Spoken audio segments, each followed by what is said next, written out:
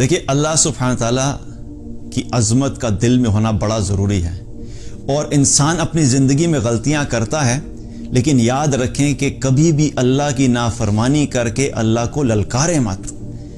اللہ کے سامنے تکبر نہیں کریں۔ اللہ سبحانہ تعالیٰ بڑے سے بڑے گناہ کو معاف کر دیتا ہے، لیکن تکبر کو معاف نہیں کرتا، اور اگر گناہ کرنے والا گناہ بھی کرے اور پھر اپنے گناہ پہ ڈٹ کے تکبر بھی کرے تو یہ بہت بڑا ظلم ہے۔ اور اسی سے متعلق ایک واقعہ ہے، سچا واقعہ ہے، عرب کے مختلف اخباروں میں اور میگزینز میں بھی اس کا تذکرہ آیا۔ ایک نوجوان نے اپنا واقعہ بیان کیا۔ وہ کہتا ہے ایک نوجوان تھا، بڑا دیندار اللہ والا تھا، تو کہتا ہے کہ میں ایک دفعہ بازار نکلا کچھ کام کے لیے،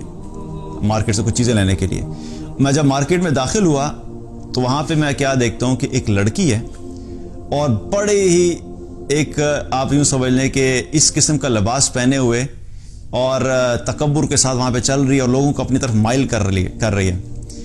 تو میں نے کہتا میری جب اس پہ نظر پڑی تو مجھے خیال آیا کہ یہ اگر اسی حال میں دنیا سے چلے گی تو اس کا کیا بنے گا۔ تو کہتا میں نے سوچا کہ میں جا کے بات کرتا ہوں۔ کہتا میں نے ہمت کی، اور ہمت کر کے جا کے میں نے اس سے بات کی، اور میں نے جا کے کہا کہ سسٹر بات سنیے، آپ یہ جس حلیے میں پھر رہی ہیں، آپ سوچئے کہ اگر اسی حال میں ملک الموت آ گئے تو آپ اللہ کے سامنے کیا منہ لے کے جائیں گی۔ اب بات اس نے کی، ظاہر اپنے اس کے ذہن میں تھا کہ میں بات کروں گا، ہو سکتا ہے میرے بات کرنے کی وجہ سے احساس پیدا ہو جائے، کیونکہ بہت سی ایسی دفعہ ہوتا ہے کہ ایمان والے جب ایمان والوں کو یاد دہانی کراتے ہیں تو اللہ سبحانہ تعالیٰ کی طرف لوگوں کا رجحان بھی ہو جاتا ہے۔ تو کہتے جب میں نے بات کی تو میں نے سوچا شاید اللہ تعالیٰ دل میں ڈال دے، تو میری بات سنتے ہی اس لڑکی نے میری طرف دیکھا، مجھے کہتی ہے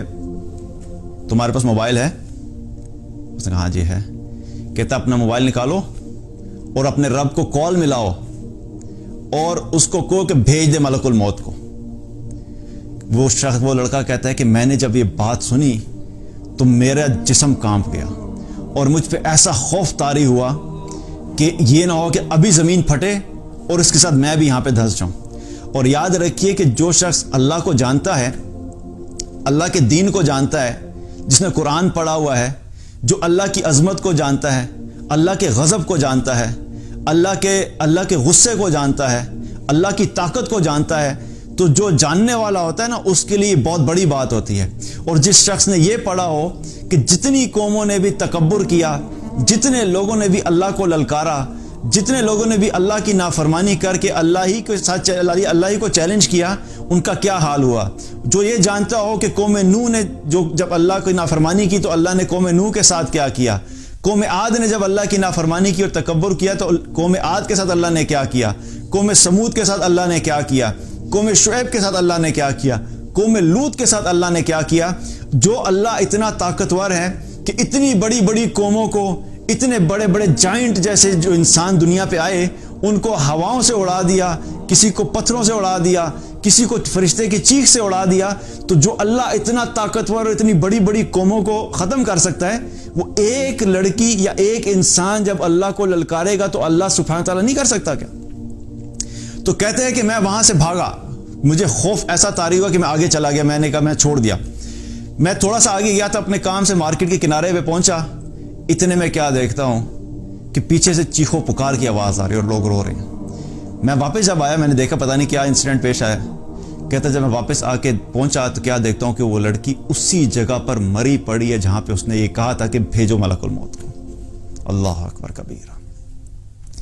کہتا جب میں نے اس کو اس حال میں دیکھا تو میں وہاں سے پھر رک نہیں سکا، اور پھر میں وہاں سے بھاگا، اور میں یہ سوچا کہ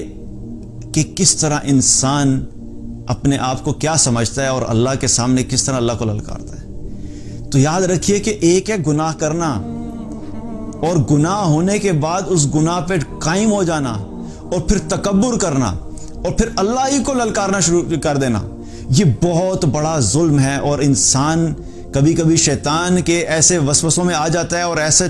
برے طریقے سے ٹریپ ہو جاتا ہے کہ اس کے دل سے اللہ کی عظمت بالکل ختم ہو جاتی ہے۔ تو گناہ اگر ہو بھی گیا ہے تو یاد رکھو کہ کبھی اللہ کے سامنے یہ جرت نہیں کرو کہ گناہ کی بنیاد کے اوپر اللہ کے سامنے ہی تکبر کرنا شروع کر دیں۔